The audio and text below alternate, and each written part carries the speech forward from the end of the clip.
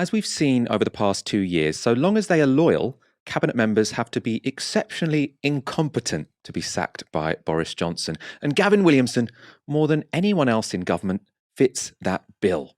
From failing to get laptops to schools, to botching exam results, to confusing Maro Itoje to Marcus Rashford, Williamson was absolutely useless. And this was a point which was often made to his face in TV interviews. Have you offered your resignation to the Prime Minister at any stage of this pandemic? Yes or no? Our focus, my focus, is making sure that children get the best remote education while they're not in school. You're the Education Secretary. I expect it to be. But have you offered your resignation? Our focus is making sure that children return to school at the earliest possible moment. And Piers, the other thing that we're doing... Is there a problem on the line? Can you not hear me? Mr. Williamson, you seem to be totally ignoring me. I'm just asking you a straight question.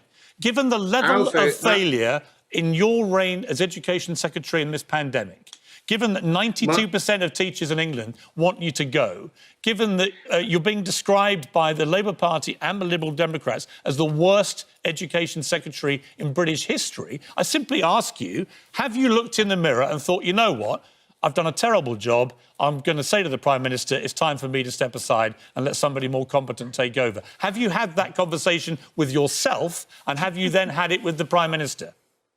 Piers, my one focus is making sure we deliver the very best for children. We know what your focus is. You're the Education Secretary. The problem is your focus has not proven to be very good, has it? We're dealing with a global pandemic where we've had to make decisions at incredible pace, decisions that none of us would have wanted to have taken. You've made a series of bad decisions, Education Secretary, decisions that have had huge ramifications for teachers, for students, for parents. You've been a catastrophe. Own it. That interview was from last January. It would take another 9 months for Boris Johnson to finally sack Williamson. And we now have a clue as to how that conversation went. The context here is that under Theresa May, Gavin Williamson was the Tory chief whip. In that role, it's the whip's job to get dirt on MPs to use as leverage to get them to vote with the government. That means he likely had some dirt on Boris Johnson. For Johnson, that meant sacking him came with a risk. You don't want to make an enemy of the person who knows where the bodies are buried. But we now have a hint as to how he squared that circle.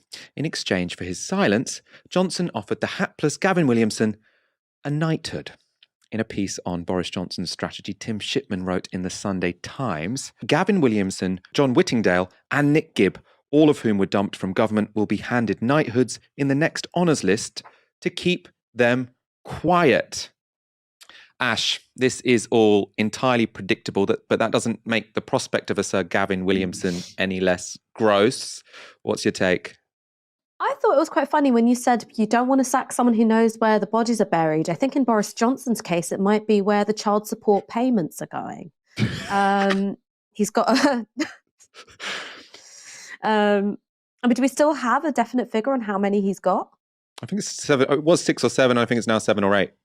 Oh, look, the minute you have to have an or in there, do you know what I mean? I know how many kids I've got. 0.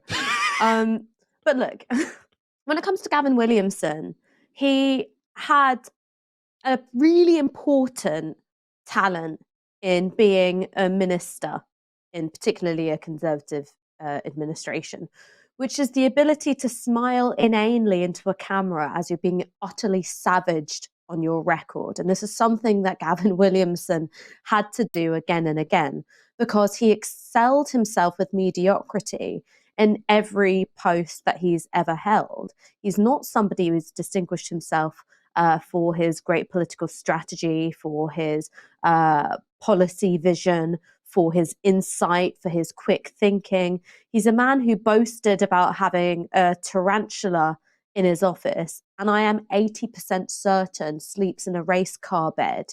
He is a child in a grown man's body in a badly fitting suit. And that was his time in office. And it would be funny if it didn't imperil the futures of so many young people in this country with a botched approach to deciding GCSE and A-level results, which totally baked in deprivation, regional deprivation, geographic deprivation, inequality between schools into each individual result. All right. He is somebody who should never have been in public life in the first place, let alone holding a ministerial position. And so to award him with a knighthood, which is supposed to be about rewarding excellence, is a cruel joke. And the person the joke is being played on, I'm afraid, is all of us, is the British public. But I think what it does is, this isn't a mistake. This isn't, an insult to what the knighthood stands for. What this is peeling back the veil and showing it for what it really is. You look through the honour system and its way of rewarding particular service done to not the public, but the British establishment, to advancing the interests of those who are already born into wealth and power, and doing your bit by getting your hands dirty in order to preserve it. So Gavin Williamson is a man who, as you said, knows where the bodies are buried, probably, knows where the child support payments are going, definitely, and is someone whose main job as minister wasn't to push through some, wonderful reform of the British education system, but was to just grin inanely as, teenager after teenager, popped up on your screen in tears going, that's my life plan out the window.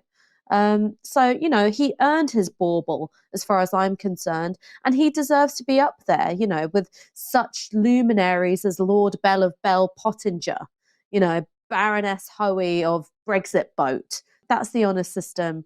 That's the, unelected House of Lords all over. That's, every Sir in CBE and OBE.